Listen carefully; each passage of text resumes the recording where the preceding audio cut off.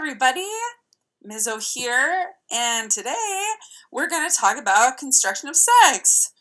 First, a couple of things. This is a hula hoop. I didn't want anyone wondering what that was. It's a giant hula hoop that I bought at a blues fest in Chicago many years ago from a woman in a red tank top with gorgeous braids who I fell a little bit in love with the minute I saw her. And then there's my wall art. That is me. I was posing for an art class and I bought one of the things one of the women drew of me. This is my mentor from grad school. Her mother makes art. This is called Circle Dance and it is so beautiful and I love it so much. And then this, I'm still getting used to it goes the opposite way, is I actually commissioned a former student to make this.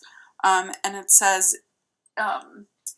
in this city of robot hearts, ours were made to beat. And it's from the song Beta Love. It will be my beta love. And I had it made for Matthew. Okay, here we go. Okay, so I'm going to talk through what usually happens in class. And then you're going to go watch the videos. And then you're going to think. And then you're going to go to the discussion board. And then we're going to discuss. Okay, so I didn't used to teach this section, this topic. And the second time I was teaching this gender class, I had a room of middle class.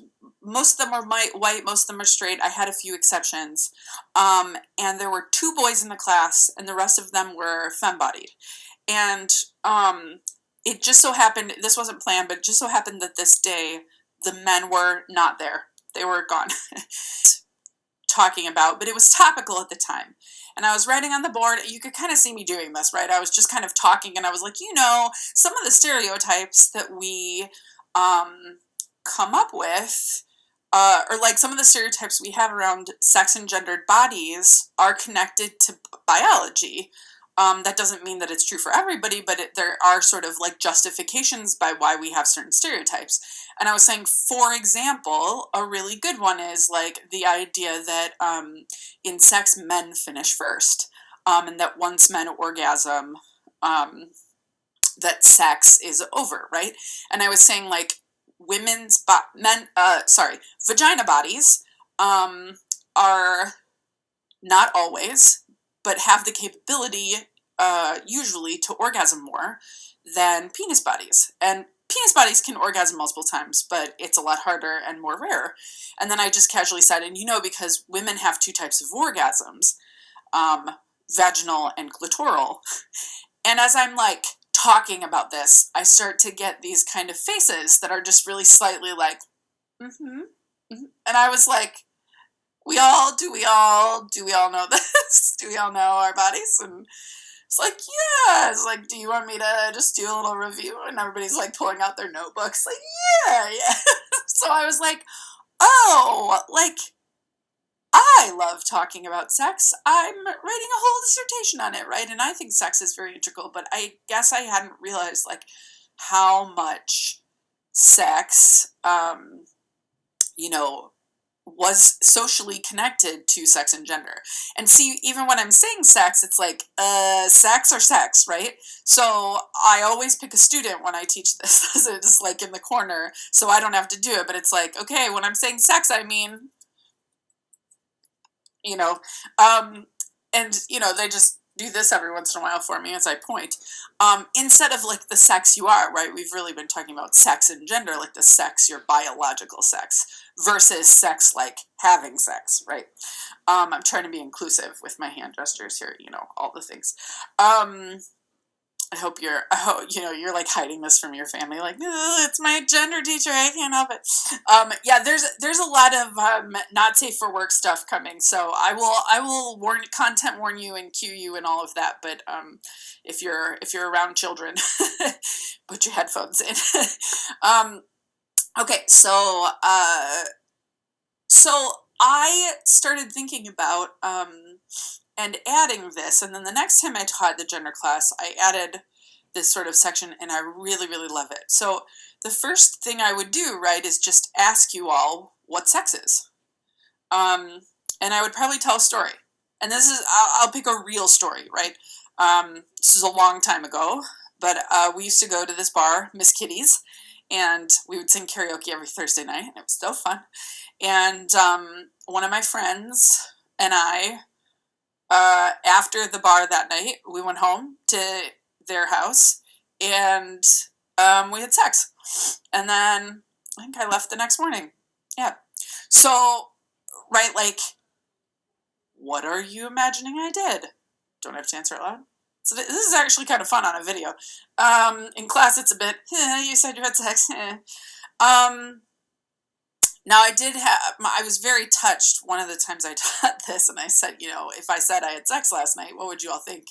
Like, who was it with? What did I do? And one of the kids, who was hilarious, kind of in the side, and we've stayed in touch after he graduated, he was like, could be anything with you, Mizzo. Could be anybody with you, Mizzo. And I was like, oh, John, how sweet, right? But, like, maybe you're starting to separate, like, well, this is what I would have thought before this class, or this is what I was taught to think, or this is what I was, raised thinking sex is, and like who it is with, right? And and then I'm really interested in the acts that we're doing, and not in a like who describe your body acts sort of way, but in a communication sort of way, in terms of shared meaning, right? Am I able to say I had sex last night, and are you able to know what I'm talking about? And the reason that is very important or has a lot of implications is, imagine two people, right, who agree verbally we're going to have sex, and one is thinking one thing and one is thinking another. That will be problematic, right? So I first want to start to think about what sex is, right? What is it? What qualifies as it? And so I think usually we get this kind of like, well, usually when we're using the term sex in this culture, we mean PIV, penis in vagina sex.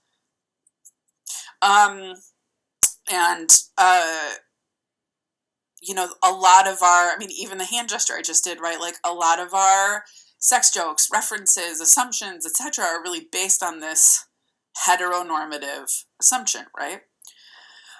Okay, so now that we have that kind of set up, and there's a discussion question that will ask you, how did you learn about sex, or, how did you understand sex in society growing up, and how has that changed?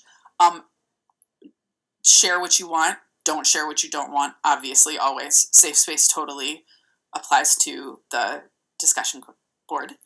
So now you're going to go watch the Chasing Amy video. And it's right there on Canvas. And so go watch the Chasing Amy video, and then we'll talk about that.